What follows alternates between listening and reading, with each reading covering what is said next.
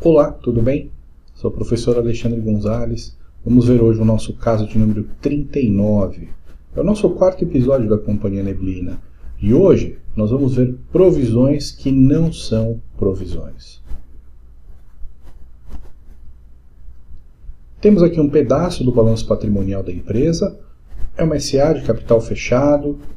Temos aqui as colunas relacionadas ao exercício de 19 e 18. A empresa foi auditada de acordo com as informações e imaginamos que ela siga NBC e TG1000 pelo porte da empresa que foi apresentado aqui. Quando a gente vai no passivo circulante, a gente encontra 3 contas de provisão. Provisão para férias, para imposto de renda e para contribuição social, com nome de provisão, mas não deveria ter recebido esse nome.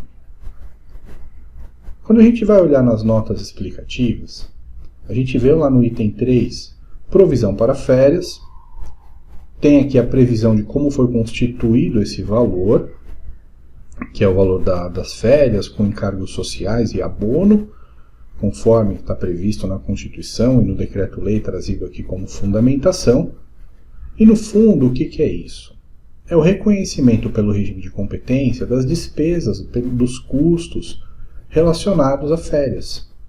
O que nós fazemos também com o 13º, não é? Então, o funcionário vai trabalhando ao longo do tempo, com o passar dos meses, ele vai adquirindo um direito de ter esse valor de férias, de 13º, e nós, para seguir o regime de competência, nós devemos registrar ao longo do ano, e não no momento do pagamento. Temos aqui a reprodução do texto da nota explicativa, que cita o Decreto-Lei 1730 de 79, a Constituição Federal, que fala das férias e do abono, aquele abono de 1/3, né, nas férias.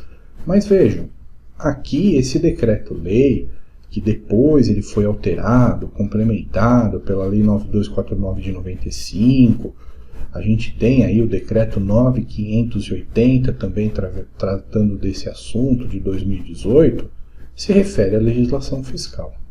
Com relação à normatização contábil, vamos ver que a NBC TG 25, que ela é específica de provisões, passivos contingentes e ativos contingentes, ela tem a dizer sobre provisão.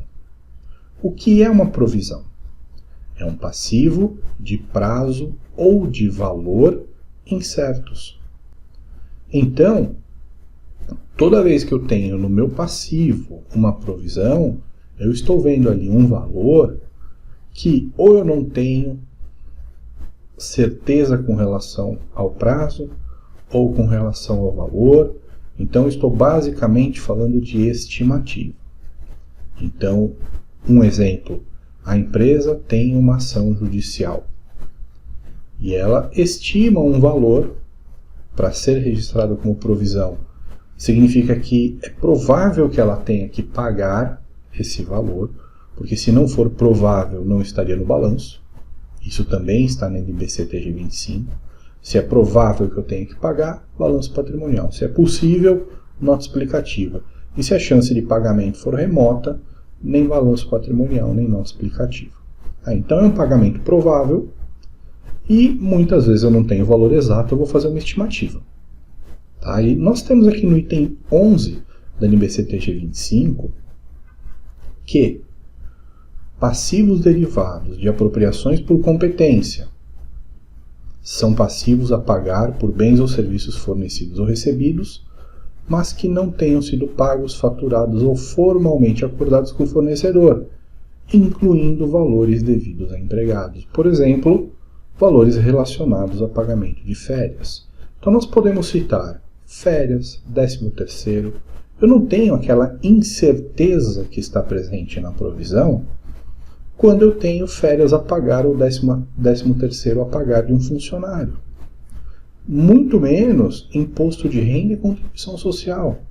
O imposto de renda e a contribuição social, eles têm uma forma objetiva para a gente chegar no cálculo. A gente tem prazo definido na legislação. Não existe essa incerteza com relação a esses valores. Portanto, não se justifica que nós chamemos essas contas de provisão. O que prevê o Manual de Contabilidade Societária, a nossa referência na área acadêmica?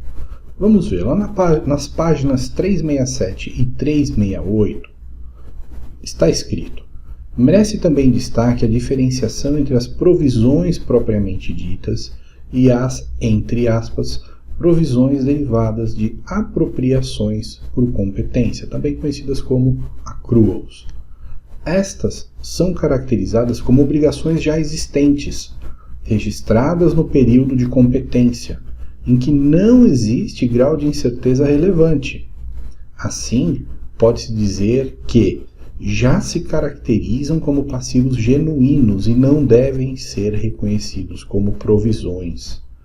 São exemplos desses passivos: férias e 13º salários devidos aos funcionários, bem como os respectivos encargos sociais que incidem sobre eles, os dividendos mínimos obrigatórios propostos, as gratificações e participações devidas aos empregados e administradores, participações de partes beneficiárias e outros. Então, o que a gente pode ver aqui?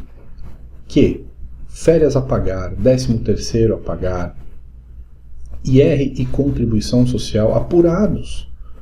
Então, eles não têm aquela incerteza que é necessária para que a conta seja chamada de provisão. E vamos lembrar que a norma fiscal possui outra terminologia que não é a contábil. Então, muitas vezes na legislação fiscal a gente ainda encontra o termo provisão, ainda que na contabilidade não seja adequado chamar de provisão. Então nós temos que saber ali do que está sendo tratado para poder fazer a relação entre uma coisa e outra. Este foi o nosso caso macabro de hoje. Vemos provisões que nem sempre são provisões, não deveriam receber esse nome. Ficamos por aqui. Nos acompanhe no YouTube. Fique agora com nossas referências e até o próximo caso dos balanços macabros.